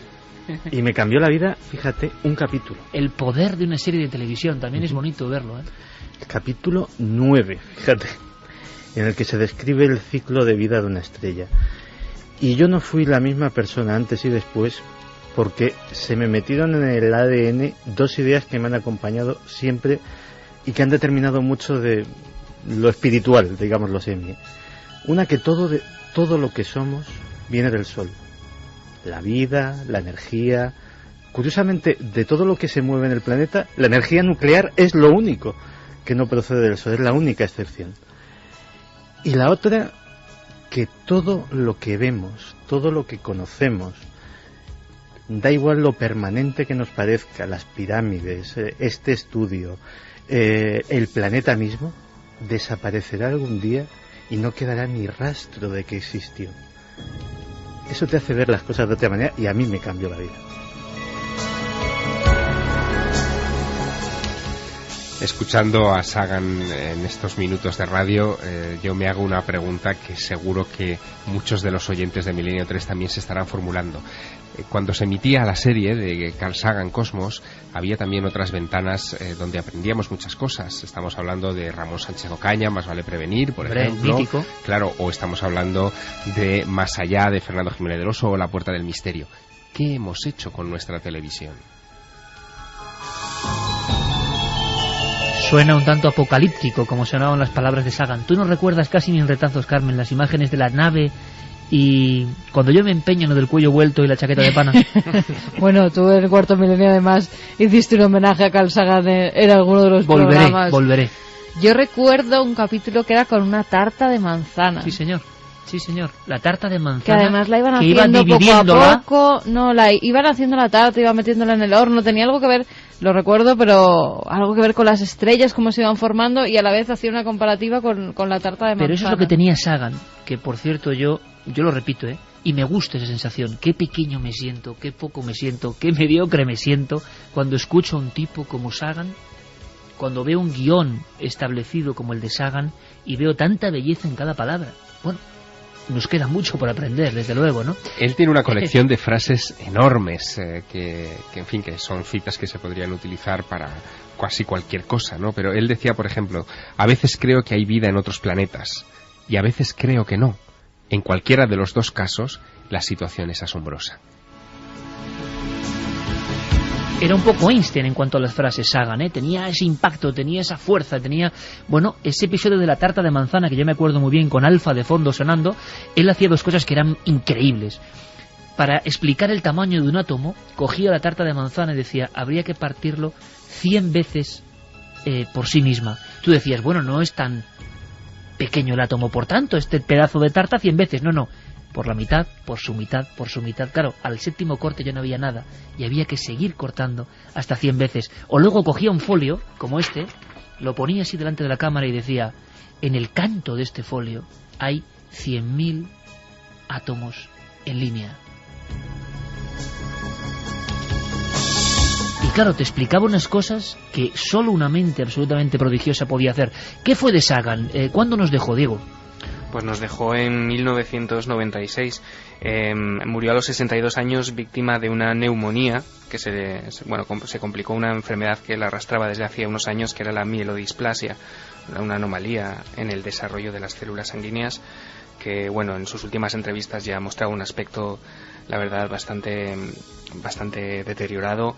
Y bueno, todo el mundo se hizo eco, ¿no? Ese día, el 20 de diciembre de 1996, a las 3 de la mañana, cuando Sagan cogía ese diente de león y se elevaba hacia el cosmos. Cuando Santiago Camacho decía que cambió su vida escuchar una voz de Sagan, de José María del Río en España, y ver unas escenas, nos damos cuenta, primero, de la responsabilidad y segundo, de la potencia que tienen los medios de comunicación para bien y para mal. Por lo tanto, la pregunta que lanzaba al cosmos Javier Sierra no es ninguna tontería, ni mucho menos. Es, ¿cuántas vocaciones no, sino todo lo contrario? ¿Cuánta abyección también a veces se produce con un mensaje mal dado en ciertas edades, ¿no? Y cómo una cantidad de maestros impresionantes nos enseñaron a amar las cosas. Y Sagan está ahí entre ellos, capaz de esa épica, de esa emoción, sin épica, sin entusiasmo. La ciencia solo es difícil que entre, porque es compleja. Sagan consiguió ese milagro. Incluso el milagro, aunque sea como anécdota, que me contaba Diego Marañón, del nombre de Google, que él lo explicaba de una forma sencilla, hablando de números casi infinitos, ¿verdad? Sí, cogía un rollo de papel enorme Y bueno, en ese capítulo él estaba dentro de un castillo, una especie de castillo medieval, e iba pasando, iba desenrollando ese papel por todas las estancias del castillo. Era un 1 seguido de millones de ceros, y sí, ya ves, en 1980 ya nos explicaba lo que era Google. Por eso decía Isaac Asimov de Carl Sagan que tenía el toque de Midas en su acepción más sublime, que hacía inteligible todo cuanto tocaba. Carl Sagan, una mente prodigiosa, hablaba del Gobble, el Gobbleplex, una serie de cosas que no entendías, pero que te quedabas pensando en ellas y luego investigabas para saber qué eran. Un sembrador de conciencias, nuestro homenaje, pues hace 15 años. Hace 15 años nos dejó el maestro que, entre otras muchas cosas, cambió la vida de nuestro compañero Santiago Camacho y la de tantas y tantas personas. El túnel del tiempo de vez en cuando es homenaje. ¿Cuántas personas ahora irán a YouTube, a Internet, a buscar, a encontrarse con este hombre de la chaqueta de pana en la nave interestelar? Si es posible, que sea con la versión de la voz de José María del Río. Hemos despertado muchos recuerdos. Y no olvidemos que Carl Sagan también nos dejó más cosas. Por ejemplo, él escribió una novela en 1985, Contact, que después, una década más tarde, llegó al cine con Jodie Foster. Una película, sí. Exacto, él la produjo, y a mí me maravilló siempre de esa novela cómo se quitó el ropaje de escéptico, porque él siempre, en fin, mantuvo una postura incluso en sus últimos días muy beligerante hacia los temas que nosotros abordamos en Milenio 3, pues en esa novela se quitó el ropaje de escéptico, se permitió soñar qué pasaría si nos encontráramos con una civilización extraterrestre que nos devolviera imágenes que nosotros hemos enviado al espacio y las transformara en un mensaje, y cómo nos dirigiríamos a esos vecinos cósmicos. Eso era lo que hacía grande a Carl Sagan, que en lo concreto podía ser escéptico, pero en lo abstracto, en el pensamiento gigante, en el grande, se permitía creer. Nuestro homenaje, túnel del tiempo, Carl Sagan, y muchos recuerdos flotando en el ambiente del cosmos. Diego Marañón, gracias por el trabajo, hasta la próxima. Un placer como siempre, Iker, chao.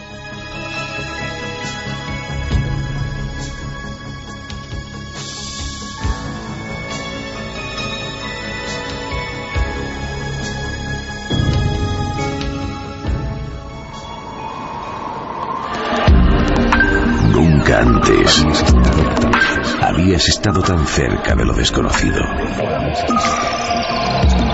Milenio 3, Cadena SER. Y parece que en las tenebrosas o maravillosas orillas del océano cósmico hemos dejado a muchos amigos, porque el recuerdo, esto es lo bonito de esta sección, ha surgido, el recuerdo ha surgido, y demuestra esto que mientras uno esté en el recuerdo, jamás muere. Porque Sagan parece revivir, ¿eh?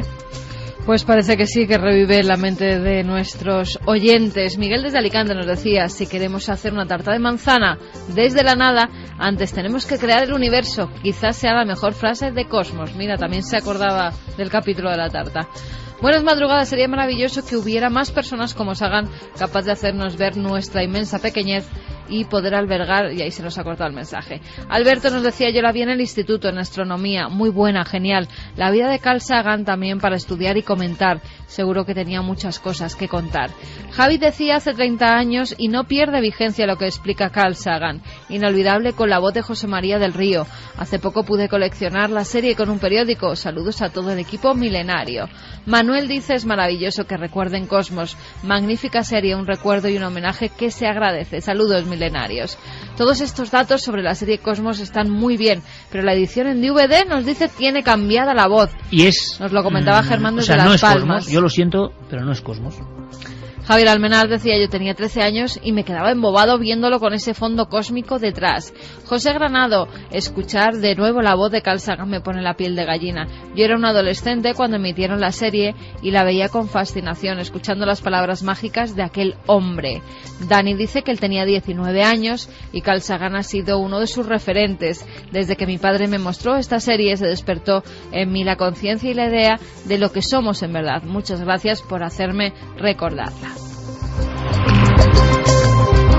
¿Y qué tendrá también la radio? ¿Qué pasa? Volver a poner una voz y que surgen tantos amigos, ese recuerdo, esa veneración, ese agradecimiento. Y da igual, porque luego hay gente que se queda, imagino, en el detalle, que si Sagan pensaba una cosa. Ante una grandeza de este tipo, pues uno ve a los iconos de la tele. ¿Qué tenían para sembrar esa cantidad de elementos positivos, sobre todo, en tantas personas, ¿no? Y se ve que Sagan, ¿cómo va a estar muerto hace 15 años? Si tanta gente lo recuerda y tanta gente se emociona solo con escuchar la voz de quien ponía su voz en España. Algo pasa, es como si las grandes obras audiovisuales dejaran algo. Oye, yo creo, ojalá, aspiramos a eso, en un futuro cuando ya no estemos nosotros, que alguien hable de nosotros en otros túneles del tiempo y muchos amigos escriban, ¿no?, diciendo, yo me acuerdo de aquella misión. Y este será el corte de audio que pondrán en esa emisión dentro de 30 años.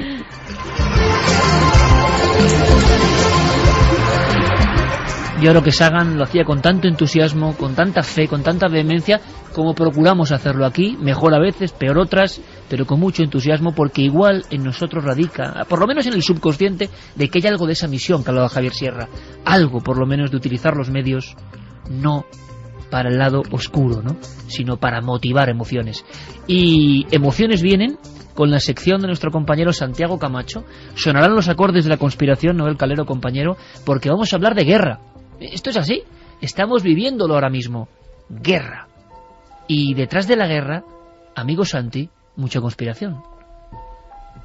Todo el mundo creemos que el mundo está dirigido por el dinero. No. Se puede vivir sin dinero, se puede vivir sin religión, o con muy poco dinero, se puede vivir sin religión, se puede vivir sin política, pero no se puede vivir sin energía. Las empresas que gobiernan hoy en día el mundo son las que controlan la energía. Pues eso es lo que nos decía Alberto Vázquez Figueroa, otro maestro, otro gran maestro, cuya última novela, El mar en llamas, pues gira precisamente alrededor de los secretos de la industria petrolífera. Y es que efectivamente, desde que comenzó la intervención de la coalición en Libia, ha vuelto a surgir en los foros conspiranoicos y no tan conspiranoicos, simplemente en el de los ciudadanos suspicaces, la sospecha de que el petróleo vuelve a estar otra vez detrás de una contienda. Y es que el petróleo, que es un bien fundamental, efectivamente no se puede vivir sin energía, nos decía Alberto Vázquez Figueroa, tiene la inquietante característica de ser finito y su fin puede estar mucho más cerca de lo que imaginamos. Hay una teoría, la teoría del peak oil, del pico de producción del petróleo, o el pico de Hoover, como lo llaman los expertos, que dice que la capacidad máxima de producción que tiene el planeta ya se ha alcanzado y que a partir de aquí todo irá en declive, rápido además, y cada vez será más escaso y más caro, aunque hay, como Alberto Vázquez Figueroa, quien duda de que esto sea así. Yo recuerdo que en el año 75, cuando vino la primera gran crisis del 76, cuando vino la primera gran crisis del petróleo, lo que entonces llamaban los sabios del Club de Roma dijeron muy seriamente que en el 2004 todo el petróleo del mundo se habría acabado.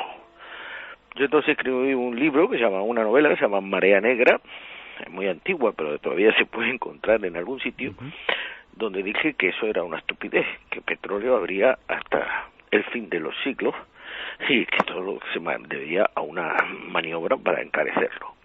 Me dijeron que bueno, que yo estaba loco, que qué barbaridad, que tal. Que yo sepa, el 2004 ha quedado atrás ya hace 7 años. Cada día consumíamos y consumimos más petróleo. El petróleo no se ha acabado. O sea que los del Club de Roma quedaron ricos.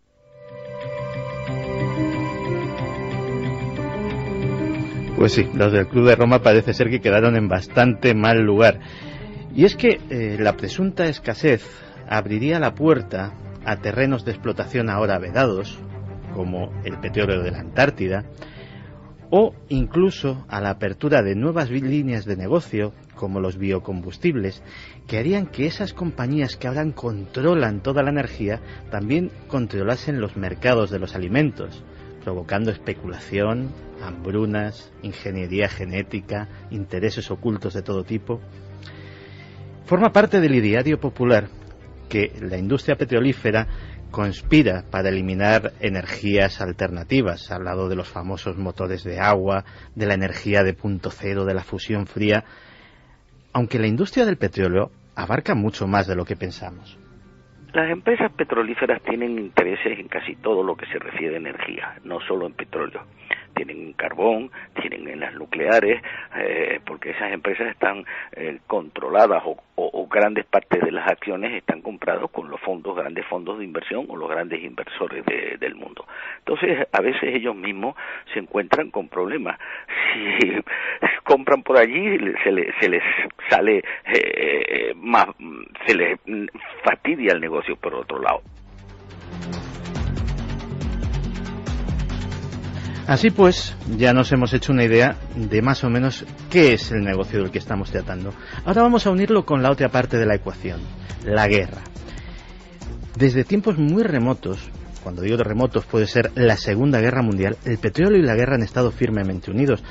Hay quien dice que el ataque japonés a Pearl Harbor jamás se hubiera producido de no ser precisamente por un embargo de petróleo norteamericano a Japón que le puso en una situación insostenible y que le obligó, básicamente, a atacar a los Estados Unidos. Esa sería posiblemente la primera gran guerra, la guerra del Pacífico, en la que el petróleo tuvo un importante papel. Pero luego vinieron las guerras propiamente dichas, y como ninguna otra, la primera guerra del Golfo. Y ahí hay una historia apasionante. La historia de la embajadora April Glaspie, que fue desvelada por el New York Times el 23 de noviembre de 1990. Y en ese reportaje había la descripción de una interesante conversación entre la embajadora norteamericana y el propio Saddam Hussein. Saddam informaba a la embajada norteamericana del movimiento de tropas que estaba haciendo hacia la frontera con Kuwait. Y básicamente preguntaba, si aquí pasa algo, los Estados Unidos, ¿qué harían? Y leo textualmente lo que ponía The New York Times, insisto, 23 de septiembre de 1990, que contestaba la embajadora. No tenemos ninguna opinión sobre los conflictos entre árabes, como su disputa fronteriza con Kuwait. Yo estaba en la embajada estadounidense en Kuwait durante finales de los 60 y la instrucción que teníamos en ese momento era de no expresar ninguna opinión sobre este tema y sobre cuestiones como esta, que no están asociadas para nada con los Estados Unidos. Muchos observadores ven que, y evidentemente así lo entendió el propio Saddam Hussein, que los Estados Unidos le estaban dando luz verde para invadir Kuwait. Y los más suspicaces precisamente opinan que precisamente lo hicieron para justificar una intervención que llevara tropas norteamericanas, sobre todo no tanto a Irak como a Arabia Saudí, que es donde los norteamericanos tienen sus mayores intereses petrolíferos. Pero claro, ha habido otra guerra del Golfo, y si esta fue célebre fue por el tremendo caso de las armas de destrucción masiva. Pensemos que hay un caso que todavía no está solventado, que es el de la muerte del científico y experto en armamento David Kelly en Reino Unido. La única persona en aquel país, en un momento en que todo el mundo apostaba por esa versión y por esos informes que hablaban de armas de destrucción masiva, que se empeñaba en sostener que eran falsos, imposibles y absolutamente carentes de fundamento. Pues David Kelly murió en un extraño suicidio que muchos piensan que no fue tal, y ese caso todavía está pendiente de resolución.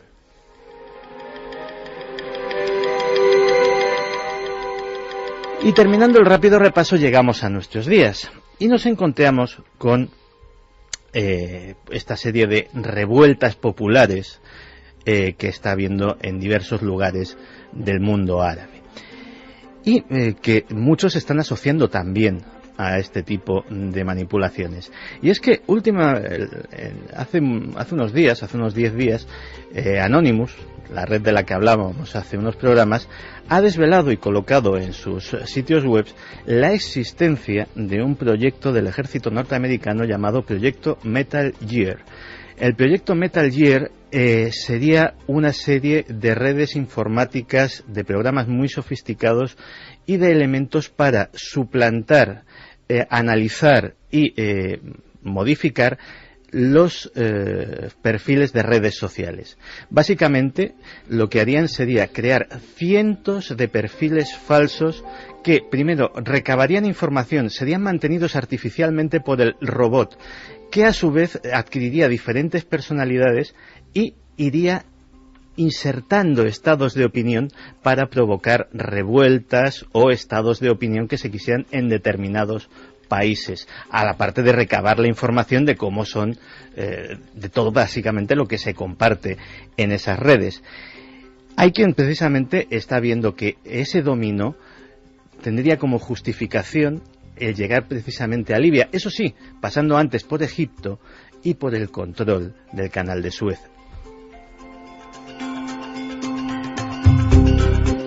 Y el último capítulo es el que se está escribiendo, Libia.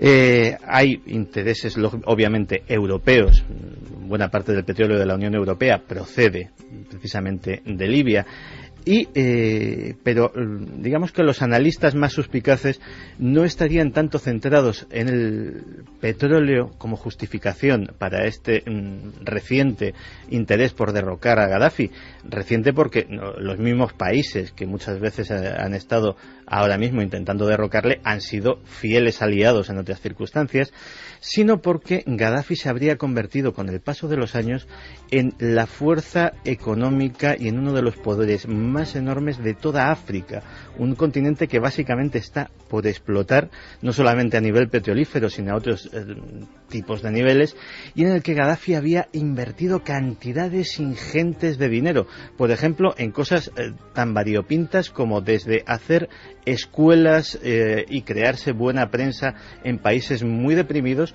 como patrocinar buena parte de los de los mundiales de Sudáfrica. Es decir, se habría convertido en una potencia de influencia tal en África que lo habría convertido en un peligro, porque lo veían, de hecho en muchos países se le llama el padre de África, lo verían casi como una especie de, salvando las diferencias, de potencial Hitler africano, y que habría llegado el momento de pararle los pies. La historia se sigue escribiendo. Con los resultados que nos vienen de Japón, y el titular es: los milagros también llegan a los perros en Japón. Bueno, después de 21 días se ha encontrado a este perro, ahí está, rescatado. Qué fuerte. Cerca del puerto de Kesenuma.